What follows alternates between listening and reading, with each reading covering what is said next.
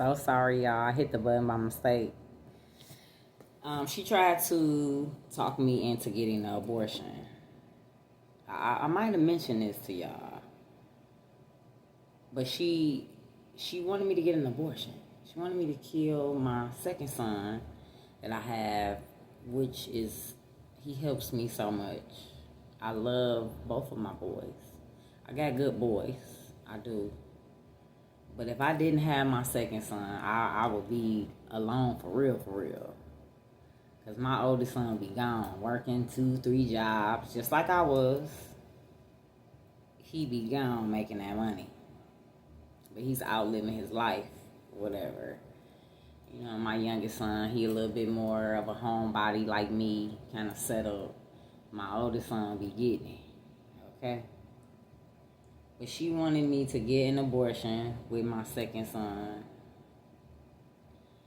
And I mean, she was really trying to talk me into getting an abortion. And I was stuck. I was confused. I was stuck. She was like, you don't need another baby. You know, just how you gonna take care of it. You know, just a bunch of shit. And I remember crying on the phone to my cousin. One of my cousins on my daddy's side, and I was just stuck. I was just distraught. I was crying. Again, she was my mama. So at the time, I'm thinking she telling me right. I'm thinking she telling me right, but at the same time, in my heart and in my spirit, I knew she was wrong. So I was conflicted. So I'm just venting to my cousin. And my cousin was like, Shapante, that is your body, that is your baby. You don't let nobody tell you to get rid of your baby. Nobody.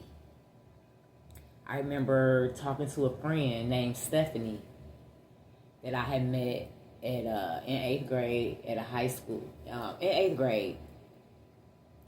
And I bumped into her. I hadn't seen her in years. And I just so happened to bump into her around this time that I was going through this with my being pregnant with my second son. And my mama telling me to get rid of my baby.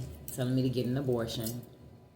She even convinced me to get rid of my first child. I got pregnant at 19 by my boyfriend that I was with for 4 or 5 years.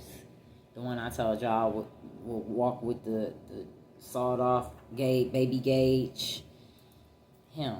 I was pregnant by him. That was my first pregnancy that I had ever been pregnant. I was about 18 or 19. She convinced me to get an abortion. He was hurt. He was pissed. And I thought I was doing the right thing. And I told y'all, she told me, if you had that baby, you're going to have to deal with his family for the rest of your life. That's what she told me. And I went and got an abortion because, hell, his family was crazy, and so was mine. I was dealing with my own crazy-ass family. I ain't want to deal with nobody else's crazy-ass family, but that was the manipulation. That was the manipulation. So here we come again. I got my first son, that's here. Then she tried to get me to sign over to her for a check. And then my second son, again, I bumped into the girl Stephanie, and I was just talking to her on the phone. I remember crying to her. And I remember saying, I don't know how I'm going to take care of the second child. You know, I'm doing okay with this one. I'm still struggling a little bit because I was doing it by myself. With the help of my mama babysitting him while I worked, and she got a check for babysitting him. And I remember crying to her, telling her, I don't know how I'm going to take care of no second baby. And I didn't want to get no abortion. And she said to me, you going to take care of that baby the same way you take care of the first one. I still remember to this day. And my son, my baby is 19 or 20, shit. But I still remember her telling me that. She said, you're going to take care of that baby the same way you taking care of the first one. And I did. I had my baby. And he's fine. Both of them. But, I'm just giving y'all insight of me living with the enemy. It was outsiders that encouraged me and motivated me and guided me right.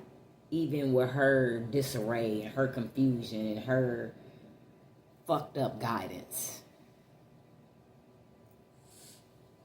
And my baby daddy came up against that shit too. He was like, oh, you're not killing my baby. I will get your ass up out of that house. Fuck Kathy. He said it plenty of times. In a heartbeat. Fuck Kathy. You're not killing my baby. Yeah, that's the one that admitted her ass in a damn institution. In the crazy house. So, I'm just giving y'all insight. Again, maybe I'm letting it out, opening up about it, venting, just letting y'all know how I grew up. If you know, people be wondering, you know, I'm closed off to myself. I don't tell people much. People think, you know, that I don't have family, that I'm by myself. And pretty much I have been by myself. And I have family on my daddy's side. My daddy's side don't like neglect me or push me away or disown me or nothing like that. I was just in the wilderness with God. The reason why I pretty much somewhat stayed away from my daddy's side, you know, just me and God. But I have been by myself, literally by myself. No family, no man, none but God and the team that he has assigned to me for about 9 years. It's rolling up on 9 years. I literally have been out in the world by myself. No support. How I know? Because I was down bad and I see nobody. No support. Anything anybody did for me when I was struggling, I paid them through the struggle. Because, again, I don't expect nobody to do shit for me for free. And I know they ain't going to do it for free anyway. So I pay them. Family, anybody done anything for me, I paid their ass. Even my cousin, when my son father, that happened to my son father, on Fridays, I used to have to work Friday morning, so I needed somebody to pick my son up from school and get him back home. My baby daddy would do it. He was baby daddy duty. I would call him Thursday night, text him baby daddy duty. He'd get his ass to school, pick him up, get him home, all that. And when he was gone, he didn't have a way. For the rest of them months, I paid my cousin. Because her kids was going to the same school, whatever. And maybe she probably would have did it with no money. I'm not saying she wouldn't have, but I still paid her. If you gonna do something for me, I'm gonna pay you. You won't say you done shit for free or hold nothing over my head. None of that. Here you go. Because I know you need gas. Here's extra for your pocket. Here's gas money and extra for your pocket. So, again, anybody do anything for me, I'll pay them. If I need help or whatever. But I've been by myself for 9 years. Me and God. So I have not been by myself. But I'm talking about as far as human beings, mere mortals. I've been by myself. I have. Minding my business, working. Like I said, no support, no motivation, no guidance from nobody. I'm talking about as far as my family. I've been by myself. I don't even know how else to say it or explain it. I've been by myself for 9 years.